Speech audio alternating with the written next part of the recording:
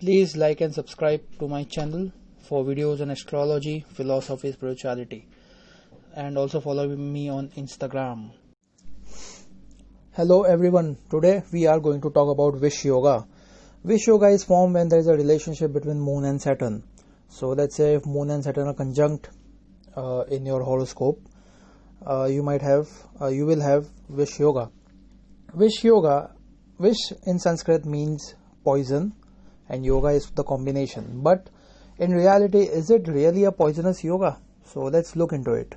So when Saturn is a planet which is said to be a very harsh planet, it is a planet about discipline, it is a planet about reality, it is a planet about even philosophy, spirituality. It is a planet which shows us the reality. It is a planet of karmic depth and all those things. And Moon is your mind. Moon is your mind. So when Saturn is conjunct with your Moon, it is affecting your mind and it is giving all the Saturnian qualities to your mind. And that's the reason this yoga is considered as a sad, bad yoga, because it can cause depression and all. But it is not exactly true, because you will see this yoga in horoscopes of Swami Vivekananda, who had Moon and Saturn together in 10th house. You will see Moon and Saturn together in Aurobindo, on Sri Aurobindo's chart. So and also you will find many monks and many great philosophers having Moon and Saturn conjunction, proving that this yoga is not bad. Because if this yoga caused depression, does it mean that all these great philosophers and monks have depression? No, of course not. In fact, they are living the most happiest and the most peaceful life, proving that Moon-Saturn combination should not be considered as a Vish Yoga. In fact, for a guy like me would consider it as a Amrut Yoga. It's a very powerful yoga because it shows you the reality of the world. It shows you that the samsara is completely filled with dukh, and the only sukh lies in your own Atman, in your own Atma, in your own Brahman, or whatever you call it, in your own soul.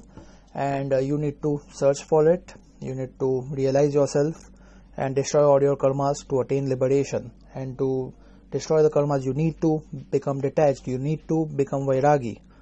And to take Vairagya, you need to become a monk. And if Saturn Moon conjunction shows that you will become a monk, it is the greatest of things. Like, becoming a monk is the most auspicious thing that you can do as a human being, proving that Vish Yoga is actually not a Vish Yoga. In fact, it is one of the best yogas. So, and people with Moon and Saturn will generally have a more philosophical edge. They will not be into all this luxury and enjoyment and pleasures of life. They are very serious people who want to achieve their goals, who are practical, who might seem like emotionless, but they are not emotionless. Like, Moon and Saturn doesn't make a person psychopath. In fact, all the spiritual people are filled with compassion, are filled with bhakti, are filled with bhakti of God or Guru or the religion they are following. So Moon and Saturn is actually a very auspicious yoga because it makes you a great philosopher, a detached person. And and also you need to look at other combinations to see whether this yoga will take you towards the spirituality.